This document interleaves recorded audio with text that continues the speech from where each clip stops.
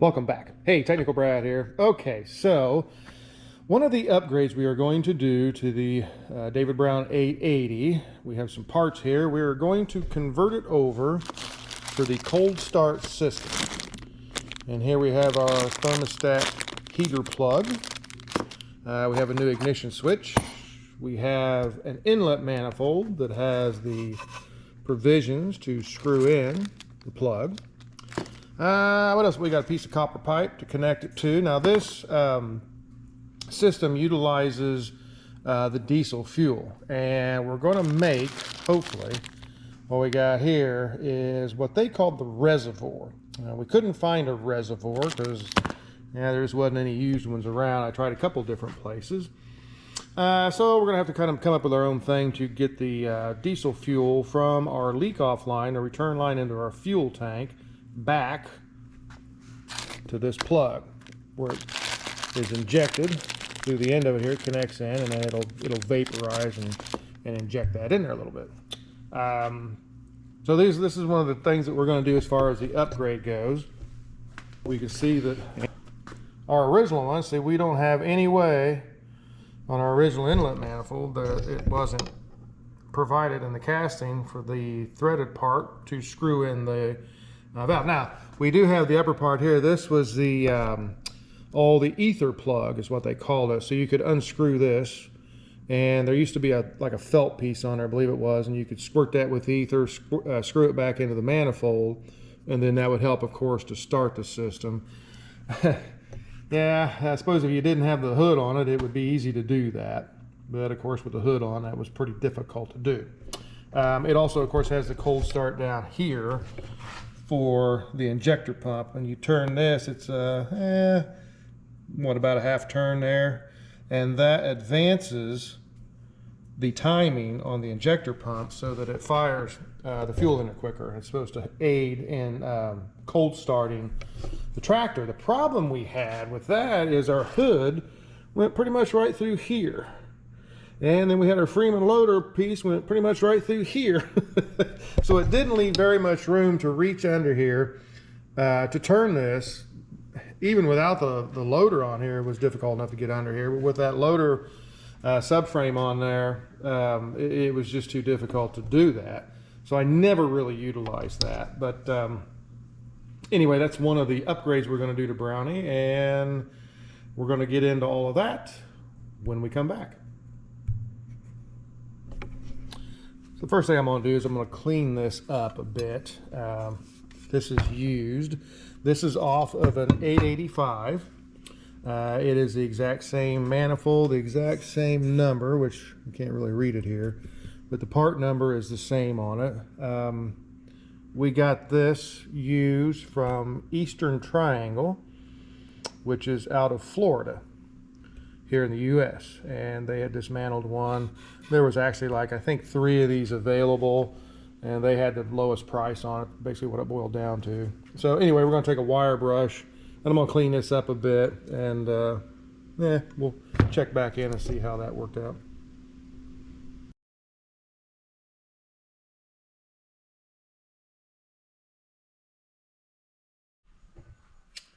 All right, so we're going to go ahead and remove our intake manifold, or the inlet manifold as it's called. Hopefully we can do this without taking our injector pump off or even loosening anything up on it. Now we do have to loosen up our cables here. This is your throttle cable and your stop cable. So we're going to loosen it up over here at the screw.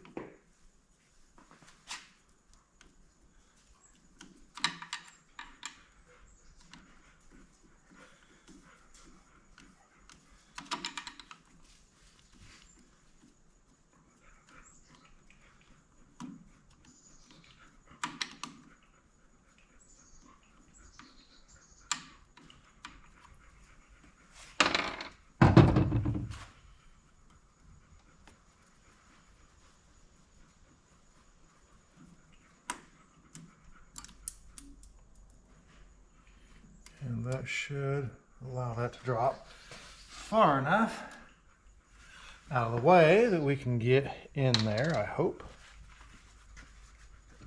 That should work okay.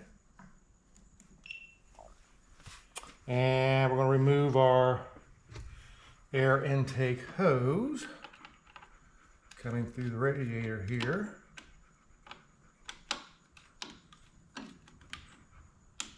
I did replace this hose 2 years ago when I did the initial restoration on it. The hose in front is not available, but this hose was. So we replaced it.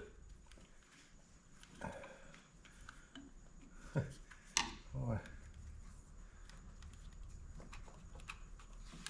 There we go. I think we got to remove it up here too, probably.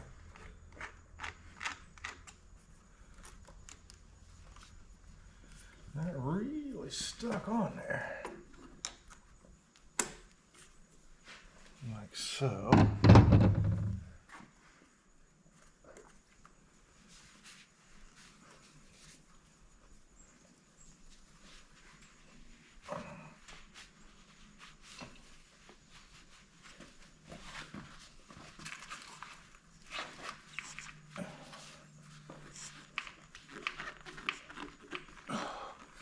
Get that back, yeah.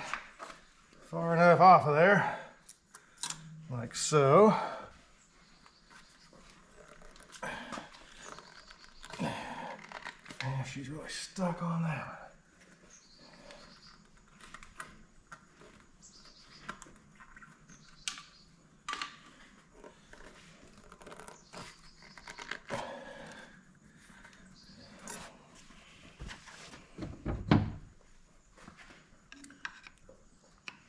Have to wait until we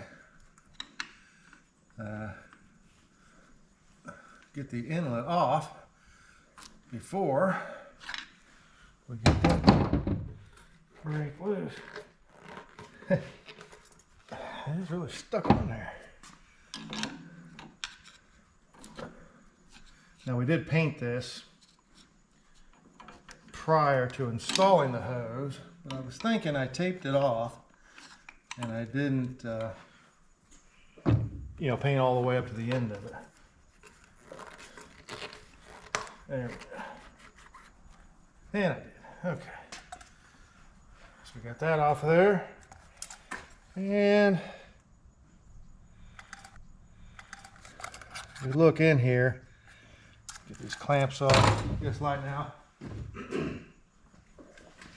One thing that can happen is you can get oil drawn up in here out of the oil breather, but obviously we don't have any oil at all in there, so that's good. That's a good deal there. Now we got that away, and we can go ahead and crack this one loose. It is 1/2 inch. They are torqued to about 20 pounds.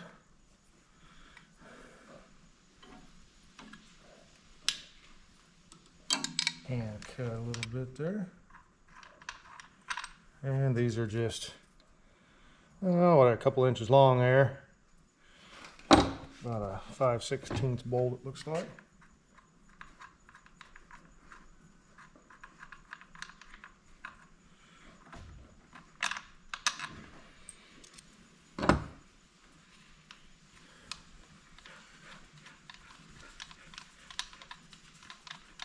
But we'll go ahead and switch this out since, that's a used intake. I want to go ahead and put it on here before we go through all the rest of the stuff here, just to make sure that there's nothing wrong with it. We cleaned it up, and I'll show it to you here when we get this off. Did clean it up, visually inspecting it, it looks fine. I don't think there's anything wrong with it, but we'll go ahead and mount it on here and just make sure, that everything works. This is the part where you gotta start bleeping out what's being said. Boy, that son of a gun, that's unbelievable. The hardest one to get to, and the sucker won't turn. And you can't get in there. and get to it the way it is.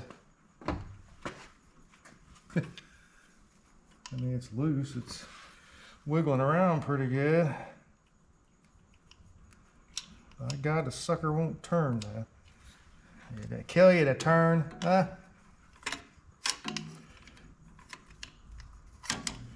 Use a dead blow hammer on this.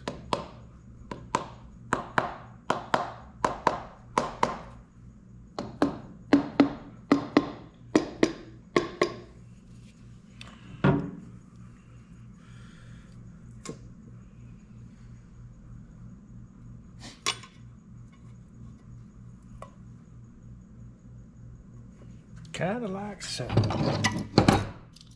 Our gasket is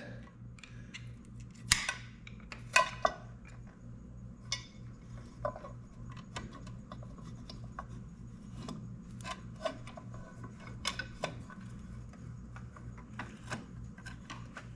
ahead, take that bolt out.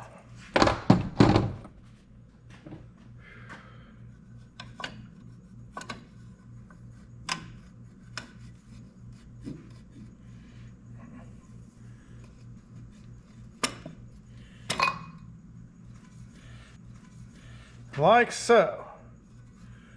And the inside of it, looks pretty clean as well. All right. A little gander.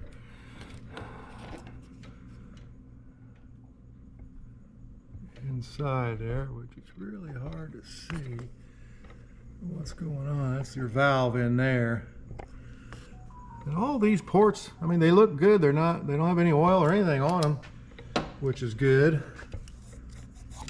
And they're all dry.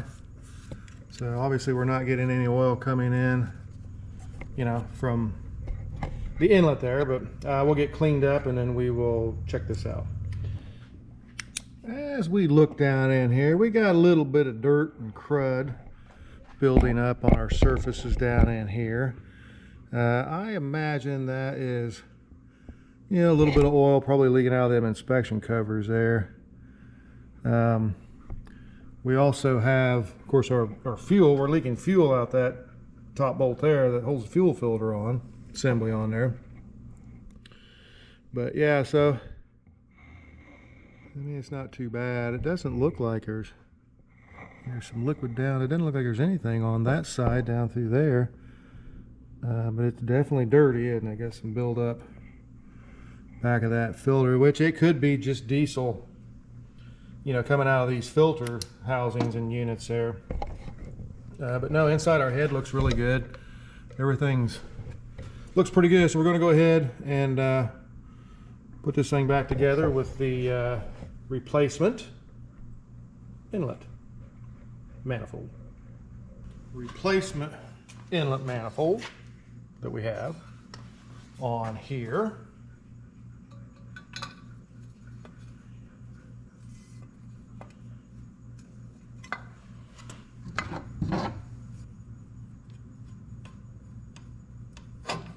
There we go.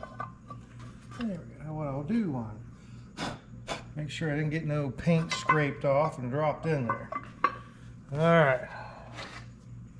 We have our new gasket right here.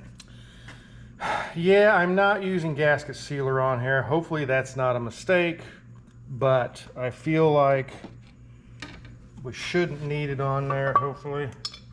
We will insert this bolt through here, because as we remember getting it apart, we couldn't hardly get in there. But I feel like if we had gasket sealer on here, we'd have it all over us, you know, and it'd be just a complete mess, I think. So I've opted to not use a sealer on this.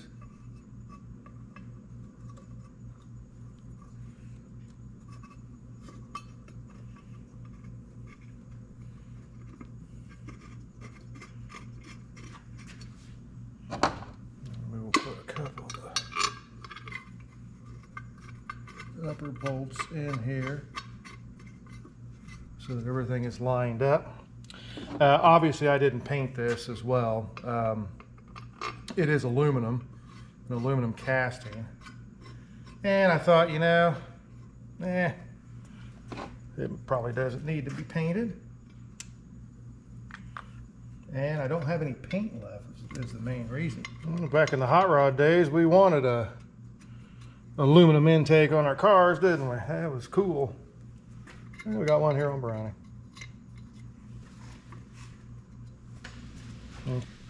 Yeah, I can't do that anymore. All right, well, let's pause for station identification.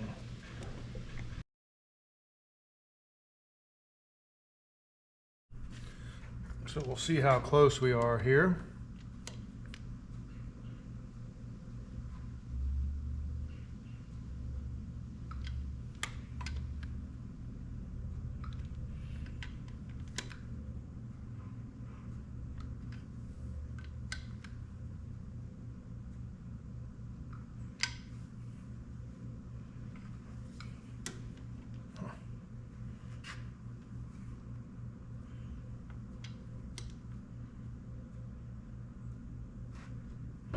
Boy, these are... Let's give this one another little...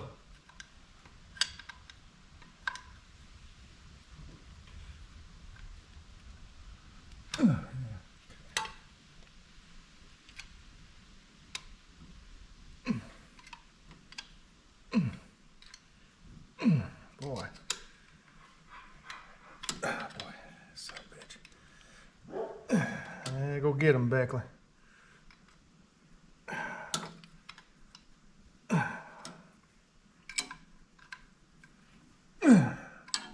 All right, happy with that. Okay, so we need to put our hose back on here. Kind of dirty underneath. Like I say, this one is a new one. They made these from the radiator to the manifold, but they didn't make the one that went from the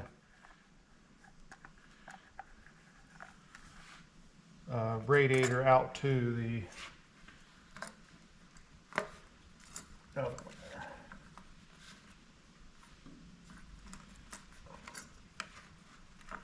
there. Okay, so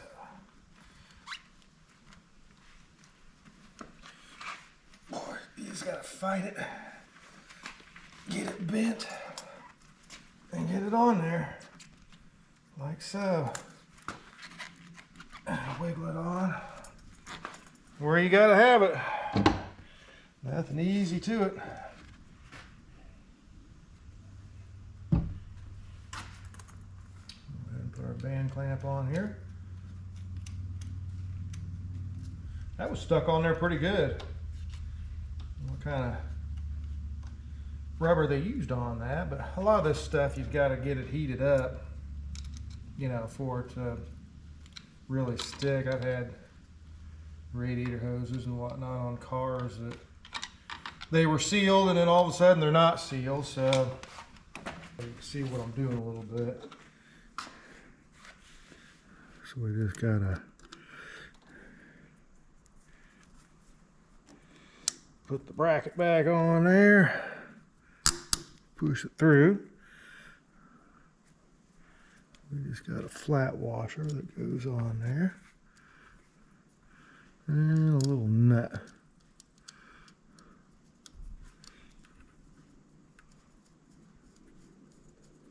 Screw that on, I'll get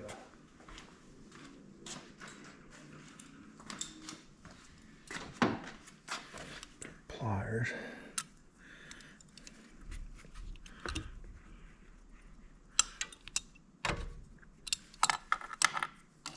Get in there and hang on to it a little bit. And if I get the screwdriver on there we go. Getting old, I tell you. Everything gets a little more difficult with age. Okay. That's tightened up. So we have a sealing washer. Now this is the one that was on the plug that we got, and it's made out of aluminum. It's an aluminum washer, and this is the one you get with the rebuild kit. And as we see, maybe the new one is thinner than the old one by about half, really. And as we put them on the thermostat, it's a little big for the thread that we have here. Moves around quite a bit. The newer one, and this came with the rebuild, the gasket kit for the upper end here. It didn't come with the, you know, you buy these thermostats, and I don't know why they don't send the sealing washer, fiber washer, whatever the thing has to seal it. I don't know why in the heck they don't send that stuff with it, but you would think you would get the gasket with it, but I guess you buy that separately, huh? So we will screw this in here.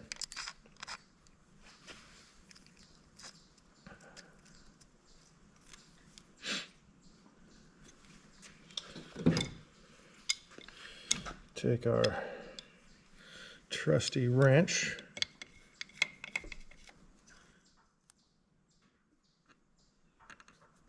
And torque it down. All right. And then of course we'll have a wire that hooks to this, and we'll have to plumb this in up to our return and get that all figured out. But we will do that later. So we're going to fire it up. Make sure that we've got no air leaks in it and everything's working good. And yeah, we'll do that here and when we come back.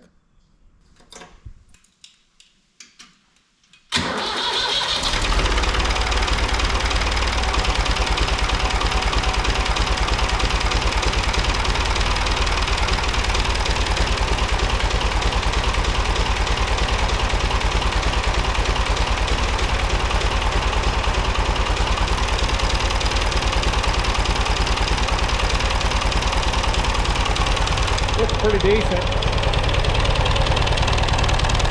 What I'm going to do is we're going to take this out, let it warm up, and that'll help the gasket and the hose, all that stuff get kind of sealed up on there.